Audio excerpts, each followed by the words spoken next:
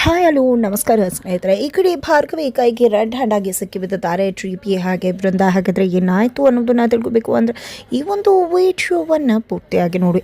ಇಲ್ಲಿ ಸಂಧ್ಯಾ ಮೇಲೆ rowdy attack ಮಾಡ್ತಾರೆ. ಆಗ ನಿಜವಾದ ಸಂಧ್ಯಾ ಅಮ್ಮ ಬಂದು ಸಂಧ್ಯಾನ ಕಾಪಾಡ್ತಾರೆ. ನನ್ನ ಮಗಳ ಬದುಕಿದಾಳ ಅಂತ ನೋಡಿ ಖುಷಿ ಆಗುತ್ತೆ. ಅಷ್ಟರಲ್ಲಿ ಅರ್ಜುನ್ ಭಾರ್ಗವಿ ಬಂದು ಕಾನ್ಸ್ಟೇಬಲ್ ಮುಖಾಂತರ ರೌಡಿನ ಅರೆಸ್ಟ್ ಮಾಡಿಸ್ತಾರೆ.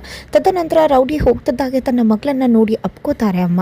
ಈ ಕಡೆ ತನ್ನ ಮಗಳು ಅಲ್ಲ, ಇವಳು ನನ್ನ ಮಗಳಾಗಿ ಹೋಗೋದಕ್ಕೆ ಸಾಧ್ಯ ಇಲ್ಲ, ನನ್ನ ಕರಳು ಗೊತ್ತಾಗುತ್ತೆ ಏಕೆ ನನ್ನ ಮಗಳ ಇಲ್ವಾ ಅಂತ ಹೇಳ್ತಾರೆ ಸಂಧ್ಯಾ ತಾಯಿ. ಆದರೆ ಇಲ್ಲಿ ರಮ್ಯಾ ಮಾತ್ರ ನಾನೇ ಸಂಧ್ಯಾ ಅಂತಕ ಇಲ್ಲ, ನೀನು ಸಂಧ್ಯಾ ಆಗೋದಕ್ಕೆ ಸಾಧ್ಯನೇ ಇಲ್ಲ ಅಂತ ಹೇಳ್ತಾರೆ. ಯಾಕಂದರೆ ಇಲ್ಲಿ ಸಂಧ್ಯಾ ಡುಪ್ಲಿಕೇಟ್ ಸಂಧ್ಯಾ ಅಮ್ಮ ಅಂತ ಕರೀತಾಳೆ ಅವರನ್ನು. ಆದರೆ ಅಮ್ಮ ಅಂತ ಕರೀತಿರ್ಲಿಲ್ಲ, ನಿಜವಾದ ಸಂಧ್ಯಾ ಅವ್ವ ಅಂತ ಕರೀತಿದ್ರು.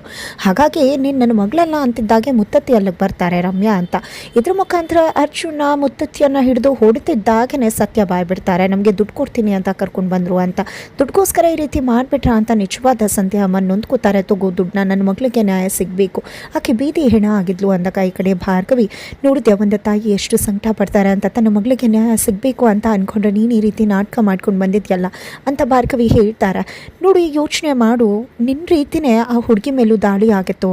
ಆಕೆ ನ್ಯಾಯ ಬೇಕು ಅಂತ ಕೇಳಿದಾಗ ಆಕೆಯನ್ನು ಸಾಯಿಸಿದ್ದಾರೆ. ಕಟ್ಕಟೆ ಮೇಲೆ ಬಂದು ಏನು ಹೇಳ್ತೀಯಾ, ಯೋಚನೆ ಮಾಡು ಅಂತ ಹೇಳಿ ಅರ್ಜುನ್ ಮತ್ತು ಭಾರ್ಗವಿ ಆಕೆಯ ತಾಯಿಯನ್ನು, ಸಂಧ್ಯಾ ತಾಯಿಯನ್ನು ಕರೆದುಕೊಂಡು ಅಲ್ಲಿಂದ ಹೋಗ್ತಾರೆ. ಈ ಕಡೆ ಬೃಂದ ಬಂದಿದ್ದೆ ಸಂಧ್ಯಾ ಮತ್ತು ಮುತ್ತತ್ತಿಯನ್ನು ನೋಡಿದ್ದೆ. ಸಂಧ್ಯಾ ಡುಪ್ಲಿಕೇಟ್ ಸಂಧ್ಯಾ ಕೆನ್ನೆಗೆ ಬಾರಿಸ್ತಾರೆ. ಹೇಳಿದೆ ಯಾಕೆ ಬಂದೆ ಅಂತ. ಇದರಿಂದ ಕೋಪ ಮಾಡ್ಕೊಂಡಂಥ ಡುಪ್ಲಿಕೇಟ್ ಸಂಧ್ಯಾ ಮುತ್ತತ್ತಿ ಜೊತೆ ಹೊರಟೇ ಬಿಡ್ತೀನಿ, ನಿಮ್ಮ ದುಡ್ಡು ನೀವು ಇಟ್ಕೊಳ್ಳಿ ಅಂತ ಹೊರಡ್ತಿದ್ದಾಗೇ ನಿಮ್ಮನ್ನು ಜೈಲಿಗೆ ಕಳಿಸ್ತೀನಿ, ಅಲ್ಲಿಂದ ಬರ್ತಿರೋ ಹಾಗೆ ಮಾಡ್ತೀನಿ ಅಂತ ಹೇಳಿ ಹೆದರಿಸ್ತಾಳೆ ಬೃಂದ. ನಂತರ ಡುಪ್ಲಿಕೇಟ್ ಸಂಧ್ಯಾನ ಕರ್ಕೊಂಡು ಹೋಗ್ತಾಳೆ. ಈ ಕಡೆ ಮನೆಗೆ ಹೋಗ್ತಿದ್ದಾಗೆ GP ಪಾಟೀಲ್ ಎಲ್ಲಿ ಹೋಗಿದೆ ಏನು ಅಂತ ಪ್ರಶ್ನೆ ಮಾಡ್ತಾರೆ. ಹೀಗೆ ಗಾಳಿ ತೊಗೊಳಕ್ಕೆ ಹೋಗಿದ್ಲು ಅಂತ ಬೃಂದ ಹೇಳ್ತಾರೆ. ಭಾರ್ಗವಿ ತಲೆ ಕೆಡಿಸ್ಬೋದು, ಸಂಧ್ಯಾ ಸತ್ತೋಗಿದ್ದಾಳೆ ಹಾಗೆ ಹೀಗೆ ಅಂತ. ಬಟ್ ಎಲ್ಲ ಸುಳ್ಳು, ಸಂಧ್ಯಾ ಬದುಕಿದ್ದಾಳೆ, ಅವಳು ಎಲ್ಲೋ ಹೊಸ್ಕೊಂಡಿದ್ದಾಳೆ ಅಷ್ಟೇ, ನಿಮ್ಮನ್ನು ಸೋಲಿಸ್ಬೇಕು ಅಂತ ಈ ರೀತಿ ಸತ್ತೋಗಿದ್ದಾರೆ ಅಂತ ಡ್ರಾಮಾ ಮಾಡ್ತಿದ್ದಾರೆ ಅಂತ GP ಪಾಟೀಲ್ ಹೇಳ್ತಾರೆ.